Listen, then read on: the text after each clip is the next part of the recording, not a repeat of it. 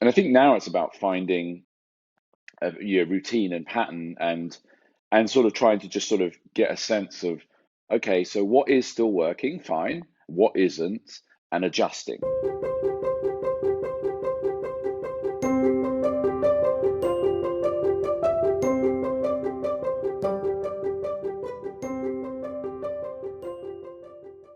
Okay, so the world has changed. I'm probably bored of hearing that now, but we were thinking about what do you do as a company when all the rules change overnight? How do you react? How do you respond? I'm not saying that we necessarily have all of the answers, but we thought we'd talk about some of the things that we've been going through and how we've reacted, and yeah, go from there. So I suppose, without going into too much detail, because we all know what's happened, but for us, the coronavirus hit. It meant that everyone was working from home, not only our people, but also our customers. So that changed a little bit. Well, firstly, the use case of ScreenCloud, because a lot of people use ScreenCloud in the offices, but also how we actually could then potentially use ScreenCloud for our customers. Like, how are they actually using it when they're sat at home? So I suppose, I don't know, a good place to sort of kick off maybe is, when something like this happens, what I guess the immediate reaction is, there's a few reactions really, but one of them is to, like, panic, like, shit, it's all gone wrong. What are we going to do? What are we going to do? And then after the immediate panic, then it's like, okay, right, let's take stock and let's actually think about how we're going to take things forward. And I guess that kind of happened to us, didn't it? It came so quickly. We had a bit of a sort of sense that it was coming, but for us it was like, well, how is this something that we need to react to straight away? Is it really going to be as bad as it might be? Should we just wait and see? All those kind of things. Yeah. And yeah, So I'm transfixed by so watching your video delay. It's I it's know, like, I know. it's Don't even look at amazing. it. It's It's hypnotic. like going into the It's future. hearing you and then seeing you, and it's sort of jerking around, and yeah, it's quite. It would be quicker. You get a better thing if I I was on feel it. the I feel space it's kind station of now. You'd soothing. probably see me I don't know, something about it. Right, what were we talking about? Oh yeah, having a panic. Yeah. Yeah. So So I guess we sort of we didn't exactly panic, but it was like I remember having a conversation with you maybe about a month or so ago, saying, should we be planning? Do you think we should be planning for this? And you were like, well, I'm not gonna, I'm not going to plan for something that hasn't happened yet, kind of thing, or not. The words to that effect is effectively, because generally speaking, just for those FYI, for those people who don't know us, typically I tend to have a more kind of pessimistic outlook on things, and Mark tends to have a more optimistic outlook on things, and that's why it's beautiful. It's beautiful, yeah, man, because it kind of balances something in each the other middle out, is and we kind of usually right. cover Um, the gamut. yeah, I can't remember exactly if I was talking. Was I talking about personally or company or just everything? Can't remember. I think a company wide. I think you said something like, "Let's not worry about Oh doomsday yeah, yeah, scenario just absolutely. yet." Yeah, yeah. Well, like, Um, I mean, well, the and reality is, obviously our numbers have been hit by it, as has everyone's numbers. Um, but they haven't been hit like catastrophically yet. I mean, they're bad. What's more difficult to kind of know about is if it, is how long and how deep the impact is. That's the key.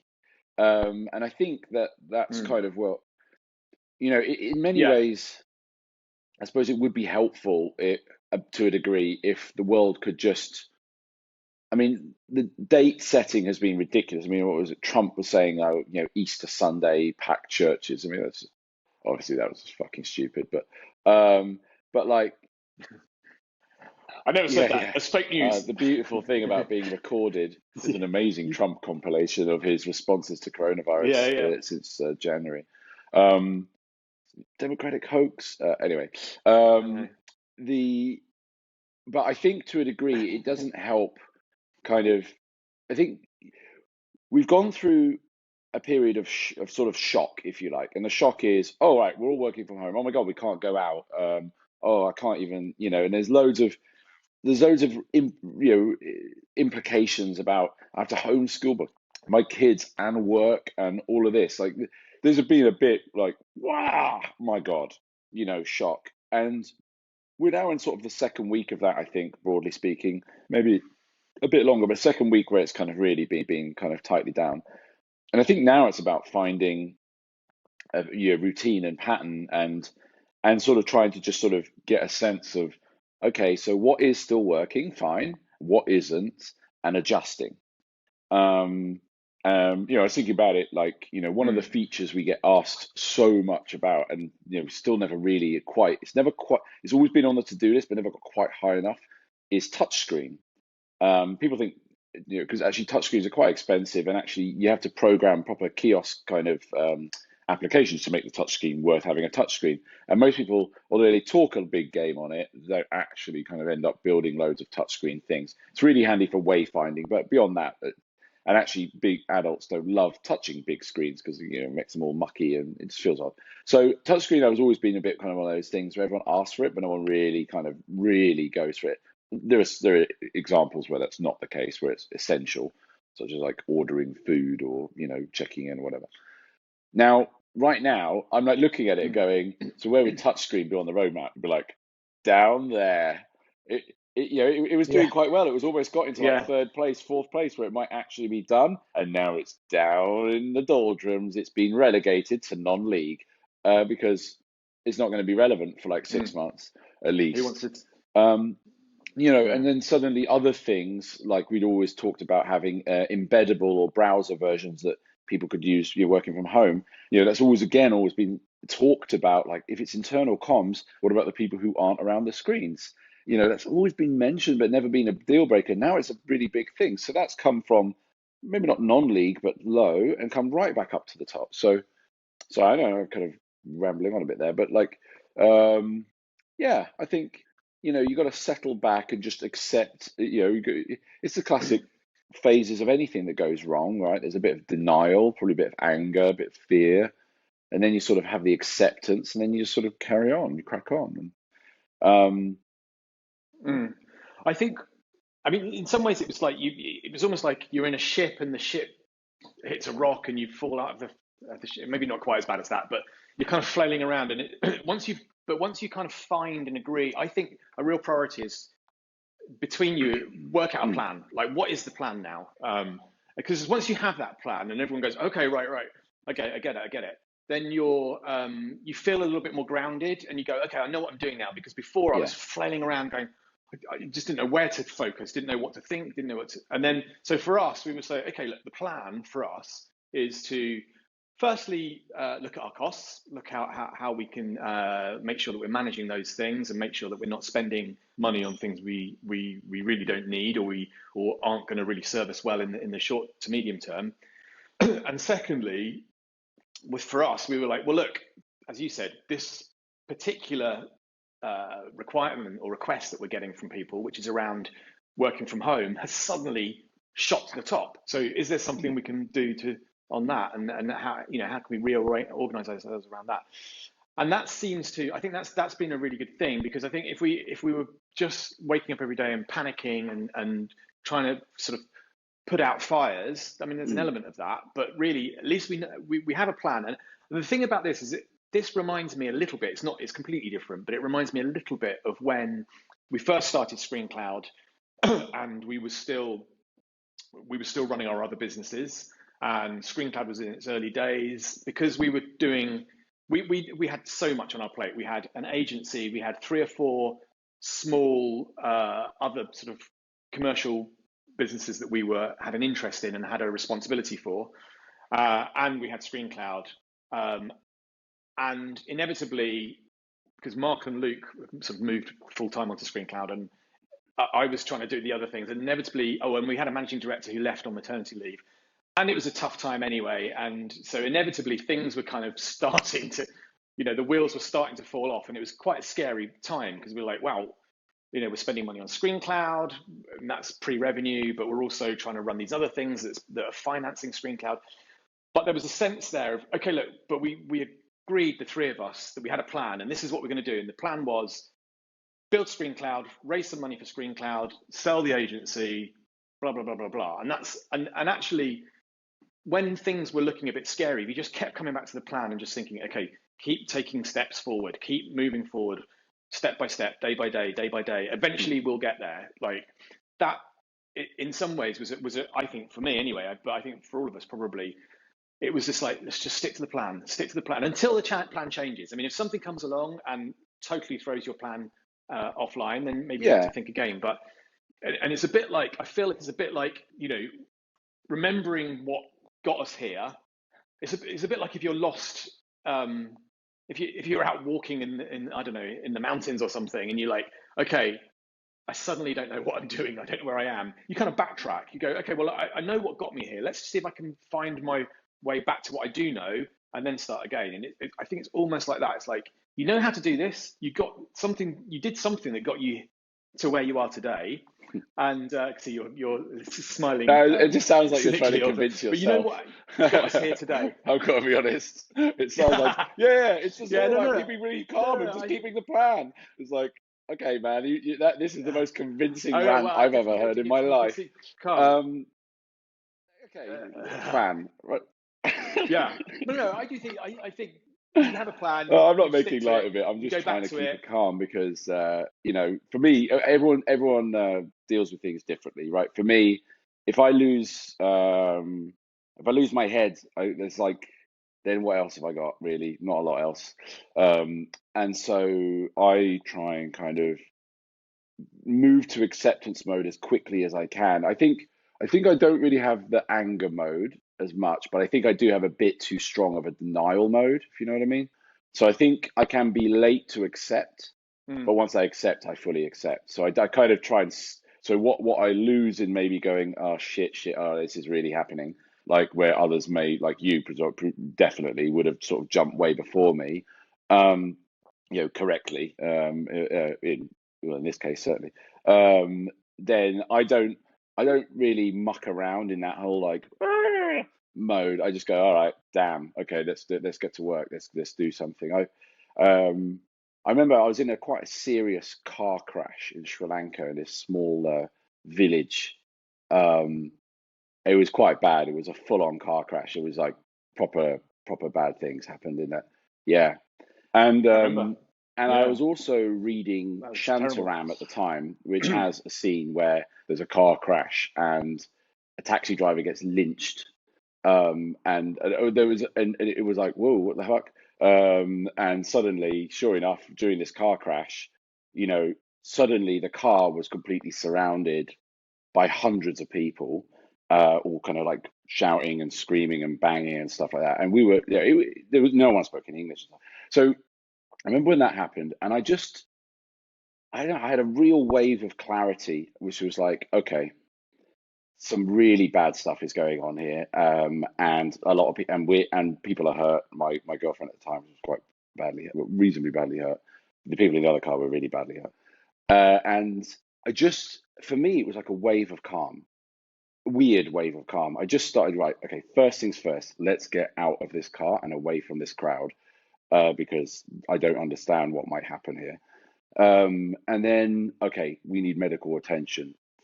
Find someone who can speak English. Turned out to be a 10-year-old girl. Actually spoke the best English out of everyone. And I know I'm not going to go through the whole story, but it took a lot of work and a lot of kind of negotiation and sort of working my way through a very unfamiliar and a really, really extremely stressful sort of scenario. And I had a vision of the goal. The goal was that we needed to get to good level medical attention fairly rapidly, and that was not a straightforward thing, especially when you're in the middle of the Sri Lankan countryside and it's kicking off. And because obviously this also happened at a this happened at rush hour, so we'd also brought the whole village to a standstill. I wasn't driving, by the way; there was a driver as well. So that bit, at least they weren't blaming me necessarily. Yeah, didn't it? Yeah, oh, he Didn't he buggered run off. away as Yeah, well or there's all something? sorts of stuff. Oh, and I also, my other next thing was I quickly grabbed the small bags we had that had our passports in and things like that. Obviously, left anything else. Well, the boot was completely smashed in anyway. But like, I just grabbed what we needed so that we could have the tools to sort of basically money and passports, whatever it was. But anyway, I'm not going to do the whole podcast about being in this car crash, but it did kind of remind me of that. It's like, you're driving along, you're kind of like listening to music and whatever, and then suddenly, boom, your world changes because holy shit, we just smashed head front into a car. And okay, well, the plan has changed radically, really radically. Now you got to deal with it. You got to move on. And to be honest, like I just saw it as a kind of step, challenge by challenge. It's like, right, the next logical thing is this. The next thing I need to do is this. The next thing is that, and just kept going and going and going. And suddenly it was like 3 in the morning. We finally were in a hospital, and she was being looked after properly, and we were okay. Okay, as much as we could be okay. And that was it. And I kind of feel like things like this, I mean, we've had, I guess, stuff like this has happened before. Like you're saying, you were talking about when ScreenCloud started, we had a plan. And the thing is, like, as I think the other thing about a plan, so I'll let you, sorry, say something, but the thing I think about plans is you don't have to have a perfect one to begin. You have to have a goal, a realistic goal of kind of what you need that to be. And then you can allow for circumstances to help you update the plan. So, for example, like a few weeks ago, none of us really had much clarity on what was going on. But I think now the world is beginning to settle on, we're going to be indoors for a while. It's probably not going to be 2 weeks. It's probably going to be several months. And then it'll probably be a gradual thing coming back. And our ways of working and homeschooling, they're probably beginning to settle down. I'm not saying it's easy for anyone, but as you get experience, like you've done a few loops of iteration, as you start to see things fall into place, as your mind has more time to, I don't know, like let it wash over you, what's going on, you start to see the flaws in your sort of thing. Okay, I missed that bit. Okay, actually, that looks like that's more important than that, so I'm going to reprioritize. So that's kind of what I think. Anyway, there you go. Random Sri Lankan car crash story for everyone. Enjoy. Yeah, no, I think it was shit. that's no, it's true. I suppose when I say stick to the plan, I think it is stick to the I think it's stick to the plan as goal. in Yeah, terms stick of to the goal. the goal. Yeah, you're right, because with with our plan on ScreenCloud, just going back to that one, it wasn't clear how that was going to. I mean, to start with, we weren't even sure. So the original plan was, let's have a portfolio of small of products, of which ScreenCloud is one of them, and then we'll have so many of our own products, we won't need to do any consultancy anymore. That was the original plan of how we were going to get out of consultancy and just do product. And then we kind of came to the realization, if you do that, then you will always, if you treat a product as a side product, that's all it will ever be. You need to, if you really want something, you have to commit to it to 100%. And so the plan changed, but the end goal was kind of still there in terms of how we were going to do ScreenCloud. It just, and then once we decided that we were going to sell the agency, so that was a big decision. Then again, we didn't know who we were going to sell it to. We didn't even know if we were definitely going to be able to sell it, because the founders weren't staying with the agency. It's quite hard to sell an agency, when it's going down in terms of revenue, and but it B, can the be people done. that run it aren't going to stay with it. Yeah. But it can be done. Hey, we did it. There's a big difference between yes, but things which are just hard and things which are impossible. And actually, things that are impossible are quite. It's a small but very definitive list. And then a lot of things which get the tag of impossible are not such things. They are just hard. Yeah. I suppose and then the other thing about all this, which you kind of touched on a little bit, is how, as an individual, you're saying you go through these different stages, but like, how have you, for example, managed to stay sane or stay calm or stay, in terms of your mental health? I mean, you were saying that you think you've probably had coronavirus, that's and you been haven't been able to sleep. Those sorts of things. Not having sleep is really bad for your mental health and your sanity and all that kind of stuff. That's been hard. Like so I'm not sure if I've actually had it. I have had this bad cough for like 2 weeks and a few other symptoms, but not as bad as obviously what it can be. So I'm still, because there's no way I'll be able to get tested for a while. I'm treating it as if I have, because there's a reasonable chance that's what it is. As if right on cue I can feel one coming on. Sorry, there we go. So that's just to show that I'm not lying. Um, so I'm not sure, but at the end of the day, if I've had it, I've had a mild version, and I'm just self-isolating, staying at home. It has been really rough not being able to sleep very much. That's definitely, but I think I don't know. Maybe I'm just kind of wired. I'm wired reasonably well to just sort of cracking on. So like I've got tasks, right? I've got things I need to do, work I need to get done. So that's helped, and I've also in my when I can't just do ScreenCloud 24/7. Well, cough, sleep, ScreenCloud. I need to have something else. I don't have family like you do, so I've been working on like a project to help fitness instructors teach Zoom classes online, because that's what all of my kind of colleagues in the fitness world have been struggling to do. So I've been helping them. I've been making guides. I made a video at the weekend about how to set up Zoom correctly, so you get like the right balance of music and video and voice and all this sort of thing. And I made a guide and I posted that, and that I've had loads of people kind of like saying really nice things about that and helping and just giving advice, because they're not technical. So I think sometimes you feel better by helping other people. And I'm technical, and I'm in a world of pretty much non-technical people from my hobby. So that's good. That certainly keeps you busy. Yeah. I need to get a bit more exercise. I have kind of let that drop a lot. I've started now. Mm. I'm feeling a bit better. I've started going for a walk like once a day for like an hour. Yesterday, the other day, I did it on a call with you. Last night, I just did it. I just did it in the evening. I just needed some headspace and listened to some music and stuff. And it was, yeah, I just kind of walked around the park. It was dark, so there wasn't anyone around, because I feel bad if I cough and I'm out in public. Like, you don't want to see the looks. Even though I'm Yeah, pretty yeah, sure I'm non-infectious now if I even have it. But anyway, whatever. So yeah, that really, yeah, and just yeah. just getting on with it. Just getting on with it. I, I, I've, yeah, I certainly found with exercise. So what I normally find with exercise is if I go for a run, which is my kind of go-to exercise, it always kind of relaxes me, calms me down, gives me, I start thinking about things that I can almost solving problems whilst running. And the first few times I went out after all this kicked off, it was horrible. I couldn't. I imagine it would be. I don't meditate, but I imagine it a bit with meditation. One of the things is that you try and Yeah, gently push your thoughts away and come back to trying to sort of not have any thoughts.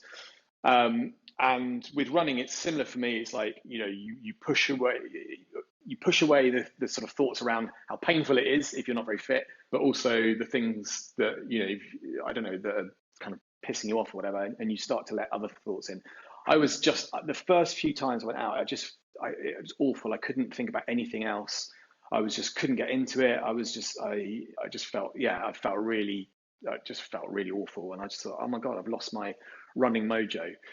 And then mm, after a few days, I think, again, as you sort of saying, these things start to wash over you. You start to kind of wake up and think, okay, well, all right, well, this might happen and that might happen. And whereas before I'd be panicking that our growth was not as fast as I'd hoped it would be for that week. Now I'm kind of like, this is sort of the opposite, and then you're in a completely different mode. But again, you start to let it wash over you. Kind of, okay, well, look, this is manageable. We're going to manage it in this way.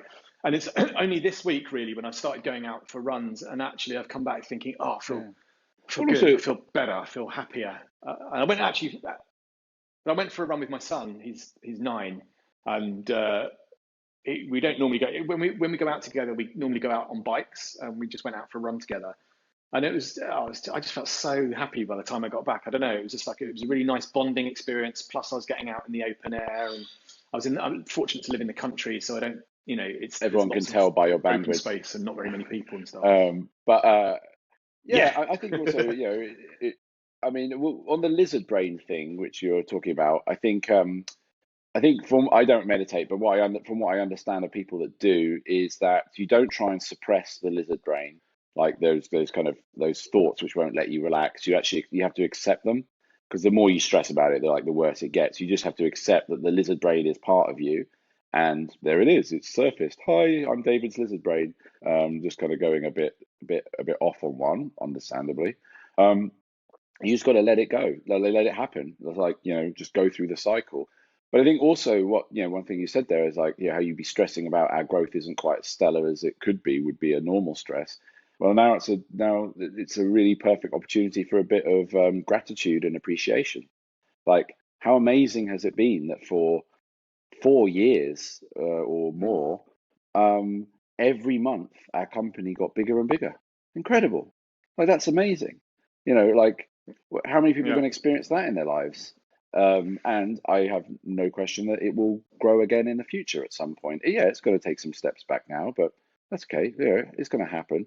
I don't think, it wouldn't be a very interesting journey if it was completely linear. Like, it you know, it, that's to a degree why, in those, when you do like the VC and investment meetings, and they kind of force you to predict like exactly where you're going to be in 3, 5 years. It's why it's such bullshit, really, because I think it's fair enough to show that you can accurately forecast and model, and maybe it shows off some sort of skills around numeracy and budgeting or whatever. But in terms of like actually how things really play out, it's just nonsense.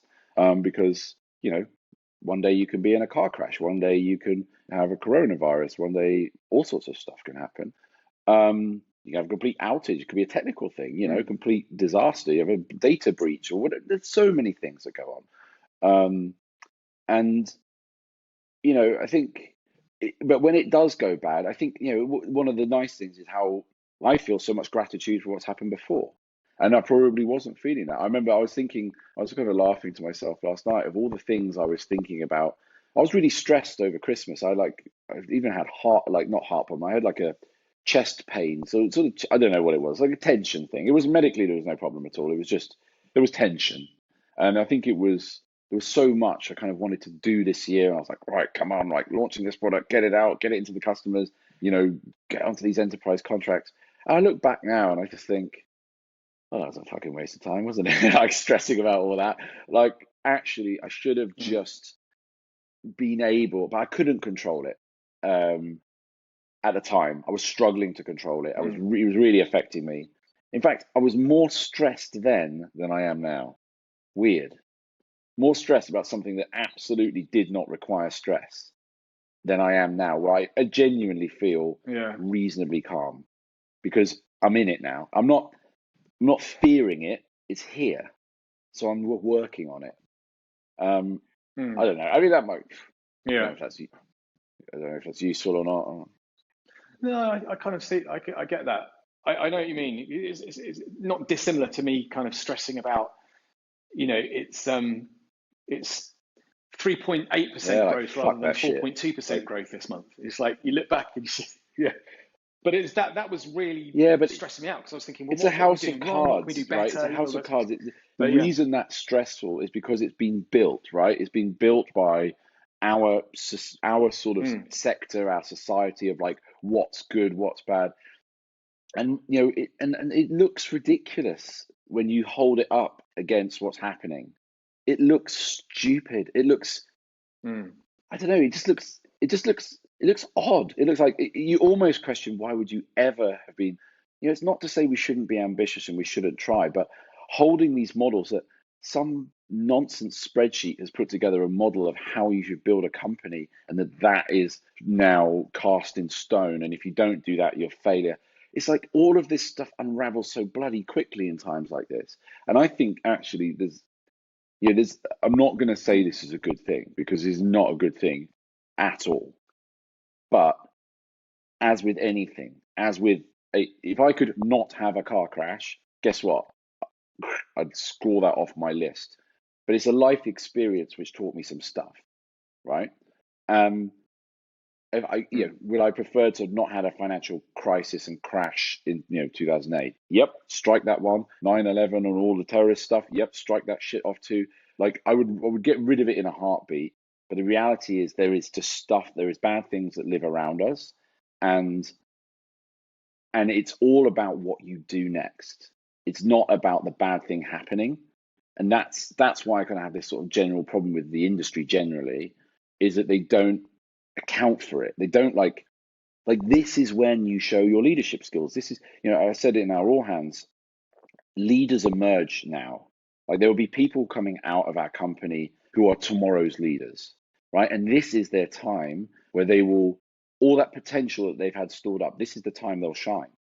It will just, leaders naturally emerge in crisis situations, in tough situations.